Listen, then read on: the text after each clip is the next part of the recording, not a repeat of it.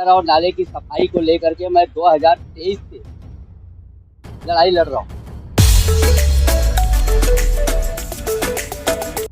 इस वक्त हम मौजूद है खंडूपाड़ा न्यू मेट्रो होटल के पास, जहां पर आज 2023 से समाज सेवक परशुराम पाल नाला सफाई के भ्रष्टाचार को लेकर उजागर करते हुए जिस तरीके से उसको हर साल में आने से पहले नाला सफाई का जो भ्रष्टाचार को लेकर करोड़ों रुपए का जो भ्रष्टाचार होता है महानगर पालिका के अधिकारी और ठेकेदारों के, बारिश होता है अगर किसी के घर में पानी भरता है तो उसका जवाबदार कौन होगा, महानगर पालिका या ठेकेदार? जो करोड़ों रुपए का भ्रष्टाचार हर साल बारिश होता है तो किसी घर में पानी भरता है तो उसका जवाबदार कौन होगा, महानगर पालिका होगी या इसका ठेकेदार होएगा? आपको बता दें कि आज परशुराम पाल ने हमारे चैनल से बातचीत करते हुए क्या कहा, आइए देखते हैं इस खबर को। मैं हूं शाबान शेख और आप नाले की सफाई के बारे में। मैं नाले के पास खड़ा हूँ, इसलिए खड़ा हूँ कि मैं आप लोगों के माध्यम से महानगर पालिका को दिखा सकूं कि उनकी सफाई किस हिसाब से कचरा चाल चल रही है। आपको बता देना चाहता हूं मैं कि ये गटर और नाले की सफाई को लेकर के मैं 2023 से लड़ाई लड़ रहा हूँ और हर साल मैं कभी गटर में उतर के तो कभी आत्मदाह करने की कोशिश करके या फिर कभी आंदोलन करके मैं उनको दिखाते आ रहा हूँ, लेकिन महानगर पालिका के कान पे जूं नहीं रेंगता। और इस बार 2025 का जो गटर नाले की सफाई का जो टेंडर दिया गया है महानगर पालिका की तरफ से, उसके बारे में मैं ये बता देना चाहता हूँ कि सर्वप्रथम तो मैंने आयुक्त साहब को मैंने लेटर दिया था कि 3 ठेकेदार जो हर साल ठेका लेते हैं और भिवंडी को डुबाने का काम करते हैं, सफाई तो करते नहीं, लेकिन फिर भी उन तीनों ठेकेदारों को इस बार ठेका दिया गया। दूसरी बात ये कि अभी हाल में 2 दिन पहले महानगर पालिका 50% सफाई का दावा किया, तो मैंने कल विजिट किया, कई जगह कई स्पॉट में गया, तो खास तौर से मुझे ये जो स्पॉट आप देख रहे हैं जहाँ पे मैं खड़ा हूँ, ये न्यू मेट्रो होटल से आगरा रोड मेट्रो होटल तक का ये नाला है। इसमें हमने कम से कम 14 मिनट की वीडियो बनाया, जीपीएस वीडियो, और कहीं भी सफाई नहीं हुई है। आप वीडियो में देख सकते हो। तो 50% इसका सफाई कैसे हुई? बारिश से आप लोग को पता है, बारिश आ रही है जा रही है, वो भी एक खेल खेल रही है, ये लोग को दिखा रही है, ये लोग भी लापरवाह है, ये लोग भी कर नहीं है, यही देख रहे हैं ऊपर आसमान है कि बारिश गिरे और हमारी सफाई हो जाए, हमारा पेमेंट हो जाए। तो हमारा आज का जो ये मकसद है आप लोग को बुलाने का कि ये अभी बताओ बारिश कभी भी गिरेगी, ये सफाई नहीं होगी, शहर में पानी जमा होगा, लोगों को तकलीफ होगी, जान माल का नुकसान होगा, उसकी भरपाई कौन करेगा? ये नाले पे आमदार का भी विजिट हुआ, इसी नाले के ऊपर कमिश्नर का भी विजिट हुआ। अंसारी प्लेग्राउंड यहाँ से थोड़ा सा आगे है, ये रोड के वो बाजू में अंसारी प्लेग्राउंड है, इसके बाद आरिफ गार्डन है, इसी रोड के ऊपर, इसी नाले के ऊपर। लेकिन मुझे ताज्जुब इस बात का है कि जिस नाले का विजिट आमदार और कमिश्नर किया है वो नाले की सफाई नहीं हुई है।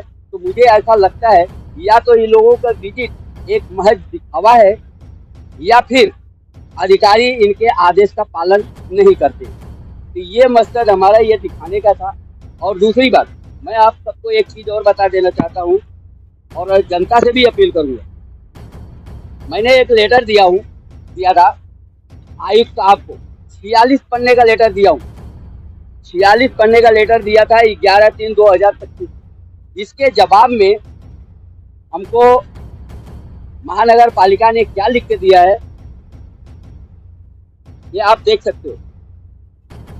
भिवंडी महानगर पालिका शहर महानगर पालिका क्षेत्र से साला बाद प्रमाणे पावसाळ्याच्या पूर्वी जेसीबी, पोकलेन, डंपर व मजदूर घेऊन सफाई किया जाएगा। और उन्होंने ये भी लिखा है की मान्सून कालावधी शहर क्षेत्रामध्ये कुठेही पाणी साचणार नाही। ये राइटिंग में दिया है महानगर पालिका ने, कहीं भी पानी भरेगा नहीं, बड़ी बड़ी मशीनों से ये सफाई करेंगे।